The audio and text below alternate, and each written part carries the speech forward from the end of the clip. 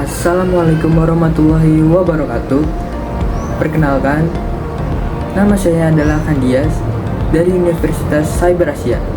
Kali ini kita akan mengenal lebih jauh apa sih itu sistem informasi.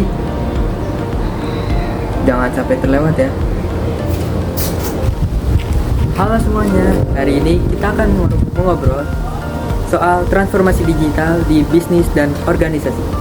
Saya yakin banyak dari kalian yang sering mendengar istilah sistem informasi, otomasi perkantoran, dan IRM atau Information Resource Management. Tapi sebenarnya apa sih kaitannya dalam dunia kerja dan mengapa penting bagi kita untuk dipahami? Langsung aja kita mulai. Bayangkan sebuah perusahaan besar tanpa sistem informasi modern. Mungkin data pelanggan masih dicatat di buku, atau administrasi masih dilakukan secara manual, dan pengambilan keputusan hanya berdasarkan institusi. Apa yang terjadi? Kacau bukan?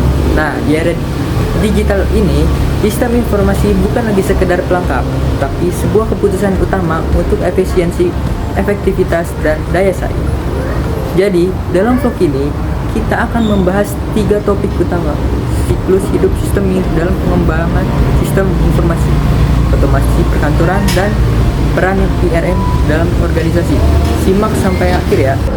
Oke, kita mulai dengan yang pertama, yaitu siklus hidup sistem dalam pengembangan sistem informasi. Sebelum perusahaan menggunakan sistem seperti e-commerce, ERP, atau aplikasi bisnis lainnya, sistem ini harus dikembangkan dengan baik. Disinilah peran SDLC. Saya pernah membaca kasus sebuah perusahaan retail yang terburu-buru mengadopsi sistem kasir digital tanpa perencanaan yang matang. Hasilnya, banyak error terjadi, stok barang tidak terupdate, dan pelanggan mengeluh karena transaksi yang lambat. Mereka akhirnya harus melakukan perombakan sistem yang malah menghabiskan lebih banyak biaya.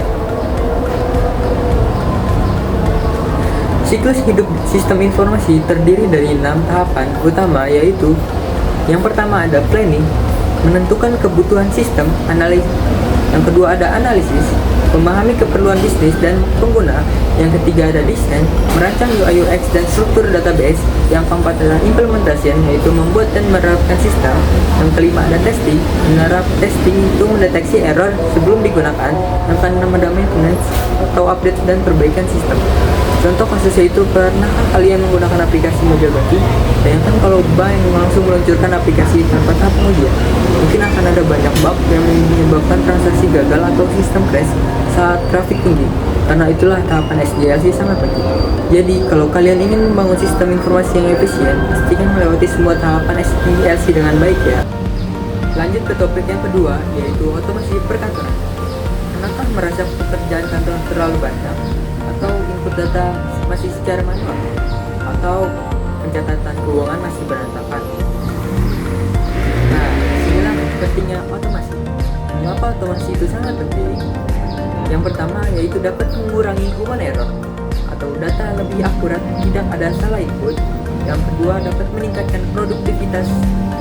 Kerja yang tadinya butuh 3 jam bisa selesai dalam waktu hitungan menit. Menghemat biaya operasional. Dengan otomasi, jumlah tenaga kerja bisa lebih efisien. Selanjutnya dapat meningkatkan kolaborasi. Dengan cloud computing, semua tim bisa bekerja dari mana saja dan di mana saja. Contoh teknologi otomasi yaitu ada Google Workspace, Microsoft 365 untuk dokumen dan komunikasi, ada sistem ERP atau SAP, Odoo Oracle untuk mengelola keuangan, HR dan operasional.